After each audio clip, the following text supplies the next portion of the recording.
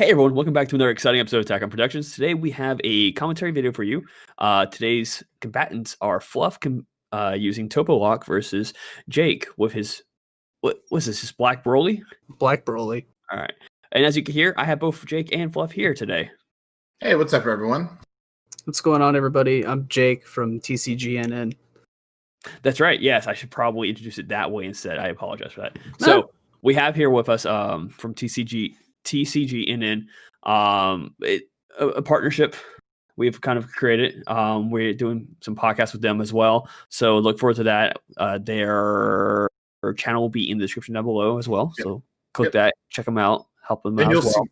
And Jake will be around on our channel a lot moving forward, I think. So yeah, both him and Tanner. So yep, it's gonna be fun on a bun.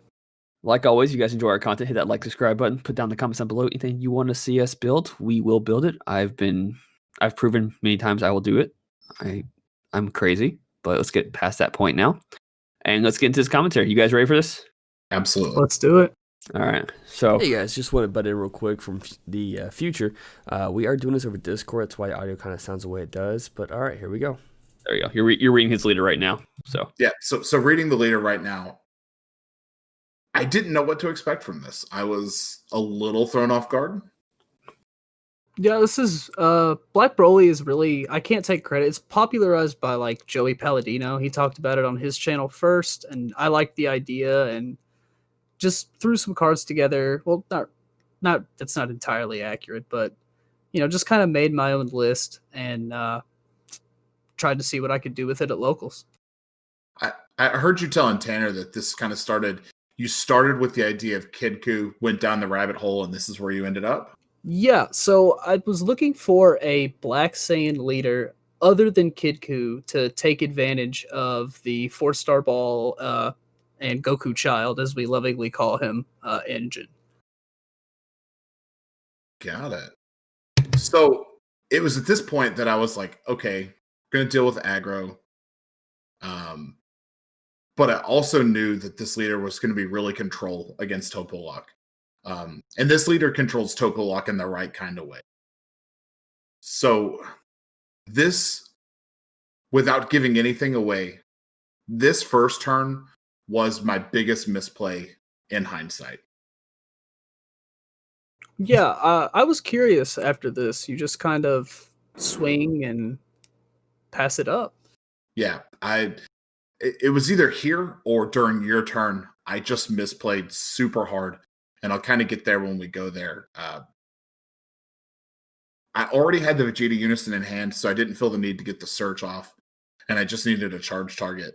I was planning on playing extremely retroactively defensively against you, just because I didn't know what to expect. Kind of like a crackback style? Kind of, yeah. And I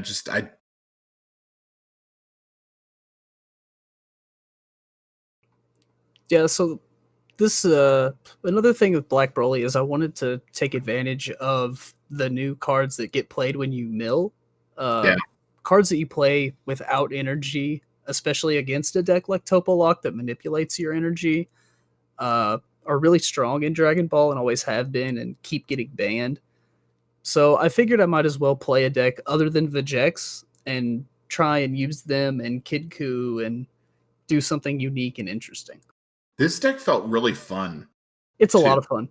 Like I really enjoyed this match. This was a really enjoyable match for me. But it just seemed like a lot of fun. Like I think Vegex is really boring as a deck. Yeah. I could see that. That hurts, guys. Sorry, man. It's boring. Well, I'm gonna mill 5. Oop, I get to play cards. And with Black Broly, you're not all in on the milling. It's just kind of gravy. Yes. So here, go on. I was just pitching a 4-star to add counters with the Unison and taking a swing. Yeah. So this was my misplay. I had a super combo in hand. I should have rest moded your Goku. Yep. And then got the Goku off the field. I was not expecting Toppo Lock to have so much difficulty with the vanilla onslaught that this guy threw. Yeah, and especially when you see one in my energy, you know that there's only a possible 2 more after you remove that one. And you milled one on your first turn, so there's only one more left in your deck, plus Power Burst Recursion. But it would have thrown you off tempo if I could have gotten that off the board. And I was just more thinking like, I can't let him get up to 5 to put on the pressure. And I really fell into that Kid Coup trap. Do I worry about the leader? Do I worry about the Kid Coup? Or do I worry about the other threat on? Yeah, I'm kind of everywhere at once with this board setup. Yeah. And I really just fell into it not knowing what was coming. So I think I swung into your Unison there so you wouldn't get up to 5 next turn by putting one under from your hand. And then I swung into your leader with the Unison. Yep. Your tap. Yeah. And this was probably a mistake against you as well in long term. Tapping up to draw some cards. Tapping up to draw and then to play the Chappelle. Yeah. Because you don't have the pop effect on the front side of your leader, but you do once you're awakened. Right, but he's going to awaken with his self-awakening effect. Right. So this was just a misplay on my behalf. I probably should have set on 2 open energy and just let it mellow. But I figured I would try to just be aggressive or be as prepared as I could. But I think being aggressive in your position in this game would have been the more correct call, like forgetting about my Unison altogether.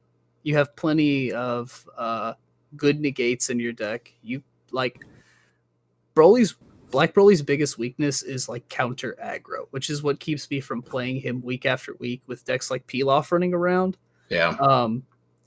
Those early turns, if you don't get a Trunks blocker or a Unison or a Time Agent for free against another aggro deck, you're in serious trouble. This here is another. So you fully took advantage of the Topo lock weakness here. I had no open energy. You're just able to swing into and get rid of my Unison. Right. In hindsight, maybe I should not have activated his -1 effect.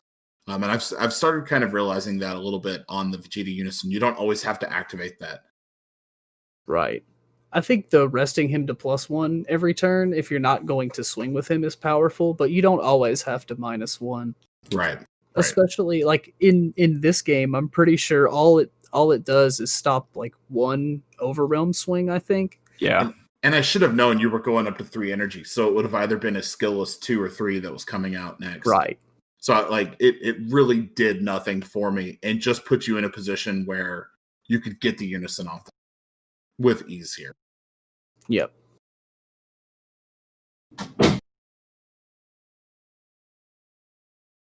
I think that's really the strength of Black Broly, is we kind of already touched on it, being able to be everywhere at once. I have a Unison, I have a battle card that's high value, and of course you have to swing at the leader to win the game. So where are you going to devote your resources? Right. And I think that's why Kid Coup caters itself so well here. Yeah.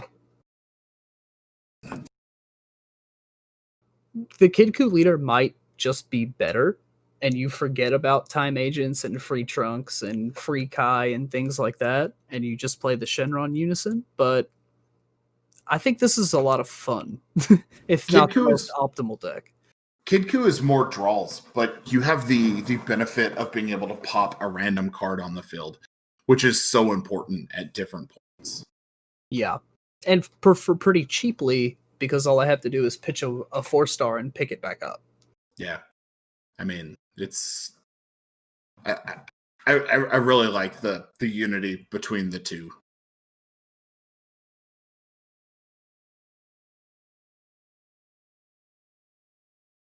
So now the Chappelle's gone.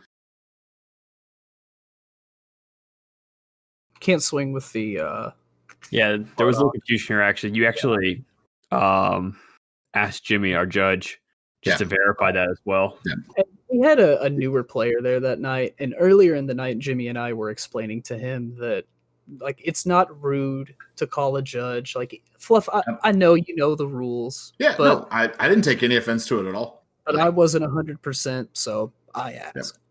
Well, and it's really weird because like you think about lingering autos versus permanents.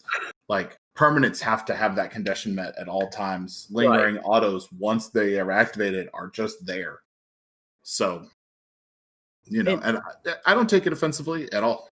And I've played card games since I was a child. I've played just about every card game, at least a little bit. Yeah. Not every card game, but I've played a lot of card games, at least a little bit. And Dragon Ball is by far the most complicated.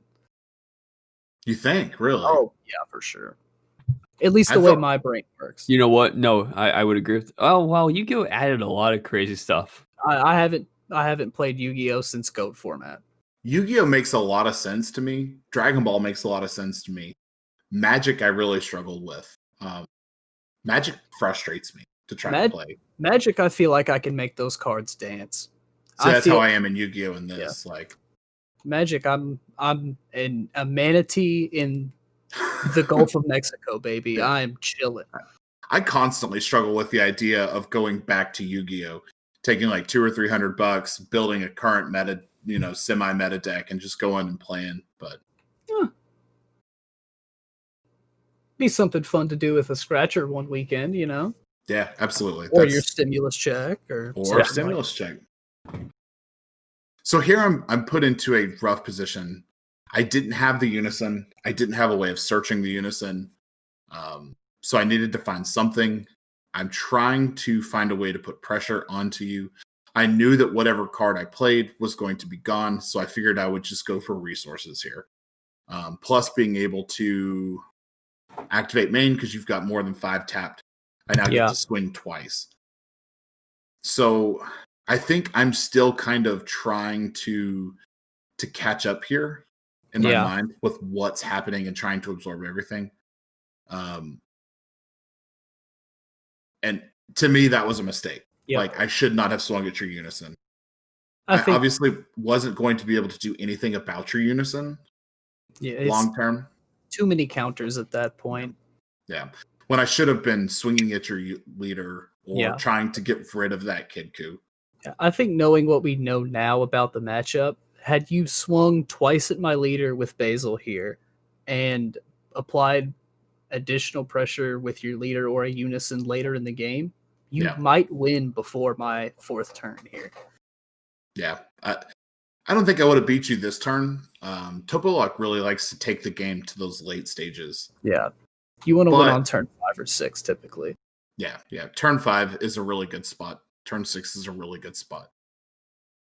And usually if it gets up to like turn 6, the play that I'm making on turn 5, I know is going to allow me to get to turn 6.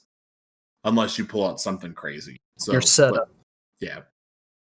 But with this, like, I'm just sitting here like, I don't know what to do at this point against you. Like, my head is swimming, and it's like, I'm a Kid Coup player. I know to deal with the Kid Coup. I should have known to just handle that unison by ignoring it, basically. Right. Because I think I had a release from Evil in hand that I could have paid 1 for to just negate. But yeah, I think this might have been a really wise play on your part here. I'm pretty sure you combo to save your Basil right here, so Kid Coup doesn't just get to pop him for free. Like, at this point, I'm thinking I've got enough value out of this Kid Coup that even if he kills it, it's more than paid for itself. Yeah, so I'm totally willing. Use the crap out of me. I'm gonna point that real quick. I've never seen you use Zamasu to tap a leader before. That confused the crap. I had to look it up and stuff. Yep. I'm going to be completely honest with you. I read my card and realized it says or leader cards. So I've been using that to tap leaders to deny draws. Yeah. It's been more valuable than trying to use that to stack to win the game. You play Nimbus in that deck too, don't you? Yes. So it's kind of like a toss-up. If they tackle the leader first, all you got to do is then tap their... they swing a battle card first, you tap their leader. They swing a battle leader first, and you just play Nimbus. Yeah. And on the other end of it in this game, it felt so stifling. I was like, man, I was going to draw a card and pitch it and kill Basil for free. do a bunch of stuff, pitch my Ox King, make him discard one, pick it back up with Kid Coup. Like, yeah, it's all planned out.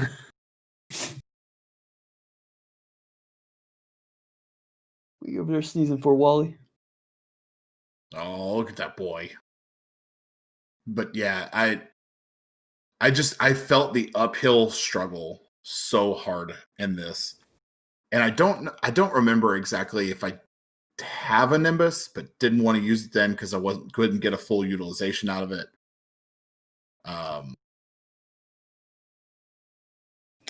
No. And I didn't swing with my other Ox King there just to deny you another card. Right. Absolutely. Which was wise.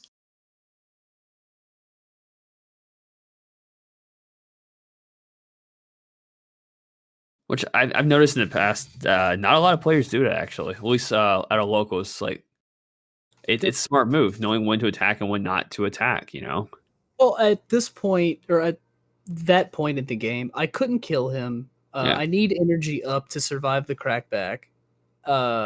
All swinging at him with Ox King does is put another card in rest mode on my side of the board for his shenanigans, and give him another card to kill me with on his turn. Yep. I'm pretty confident I can do 3 damage because I know the cards in my hand. So I'm totally content with leaving Ox King in active mode because I may need to even combo with him. We don't know what Fluff's turn is going to bring.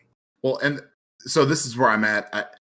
I think I was just looking for an answer to the immediate problems, and I wasn't seeing an answer. There was nothing in here that felt like an answer to what you were offering because my lack of forethought let it get out of hand. Now, discarding Prideful Transformation kind of plays the fact that you have one in your hand. Yeah. But this is a very aggro deck. I would have kept both of them in your hand. But honestly, Jake is smart enough to know that before playing a card, he's going to try to get the Unison off the field before he plays a card. So I just didn't feel like Vegeta was very useful at that point from a strategic standpoint. Like, I don't see him playing a battle card before he starts trying to get the Unison or go for the game. So I couldn't play more to generate more advantage or get anything here. I don't think. Was it another Basil? Yeah. Yes. Yeah. And notice when you were swinging at my leader there, I was comboing to not take damage, which I haven't done all game, which shows you that you're doing the right thing by swinging at my leader because I'm willing to get rid of cards to save my life. Yeah.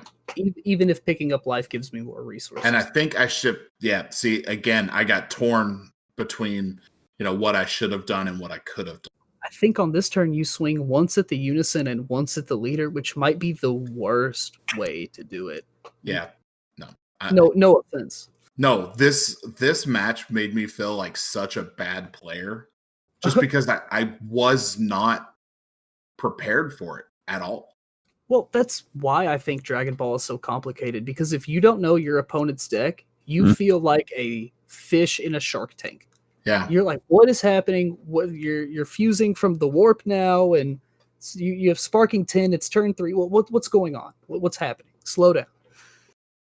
And at least that's my experience when I'm playing against a Dragon Ball deck that I've never played against before. Well, yeah, I mean, you see it, like, I'm a decent player, but you just see me making bad choices after bad choices in this match. And just because I don't know, but now that I know the deck, like, I'm able to sit here and critique, like, damn it, Fluff, you shouldn't have done that. Like, you should be doing this. And yep, come right at the leader. You're at a regionals, you're sitting across the table from Black Broly. Go with the leader. Even if you're a control deck, stick your Unisons and just go to town, because who knows, you might get there. Yeah. Yeah, this is a really interesting match for me. Yeah. But my matches with you are always pretty interesting. So this isn't unpar, No. Yeah, some of my favorite games, especially on stream, have been with you and, of course, with other people at our shop. But you were talking about making misplays and critiquing. I've been thinking about our game last Saturday for 3 days now. Just really, so many things I've done wrong. Yeah. And you notice the text on the screen here, the battle card being played is played in rest mode. I think the reason we rested Ox King is because they're all just 30k beat sticks and don't really have continuous effects. And it didn't have that much of an effect on the game. Yeah, it didn't change anything. And like I'm expecting like double strikes here. I'm expecting something.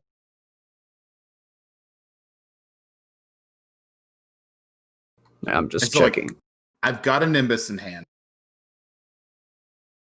I think I just sequenced this wrong. So, well, blowing up the blocker. Yep. We pitched the trunks to kill the blocker. Now, what exactly is Broly's text read? Discard a card. Activate main, discard one, destroy one card on your, or one battle card on your opponent's side of the field. KO. Is there energy costs or anything like that? No, it's anything, but it doesn't get past barrier. No. So yeah. Pretty good. Pretty good when you have infinite 4-star balls. Makes sense. Yeah. So there's your Nimbus, but he still has potentially, I think, 3 attacks here. Yep. Got 5 counters on the Unison. I get a leader swing and a battle card swing. Yes. Yeah. Oh, sorry, for potentially 4 attacks. I think Unison's right. I think you're able to load one under Unison here and get your double attack.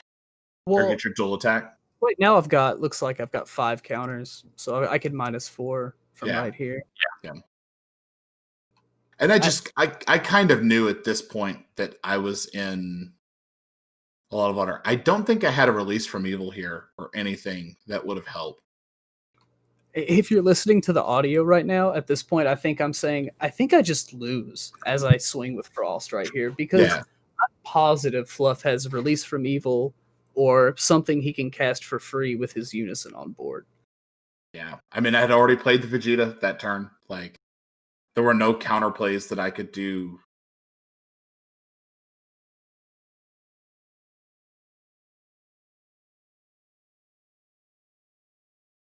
I think this is about the time that you were like, you are so good at this game. And I'm like, yeah, I'm getting my ass handed to me.